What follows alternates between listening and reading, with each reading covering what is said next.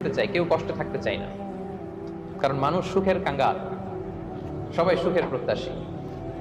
সুখে থাকা, শান্তিতে থাকা, ভালো থাকার ব্যাপারটা এটা মানুষের একটা সার্বজনীন লক্ষ্য বা উদ্দেশ্য। এক্ষেত্রে ধনী গরিব, রাজা প্রজা, ছোট বড়, নারী পুরুষ সবাই সমান। সবাই আমরা সুখী হতে চাই, শান্তিতে থাকতে চাই, কেউ কষ্টে থাকতে চাই না। যদিও আমাদের অনেক শিল্পীরা গান গান, আমি কষ্ট পেতে ভালোবাসি, তাই তোমার কাছে ছুটে আসি, বলে না? বলে না? গানে বলে, কিন্তু সেও জীবনে কষ্ট পেতে চায় না। কেউই কষ্ট পেতে চায় না। তা গান মেলানোর জন্য বলেছে যে আমি কষ্ট পেতে ভালোবাসি।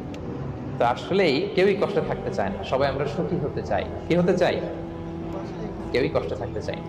তো কিভাবে আমরা একটা সুখী সমৃদ্ধ জীবন পেতে পারি, এই টপিকের উপর আজকে আমরা কিছু কথা বলবো।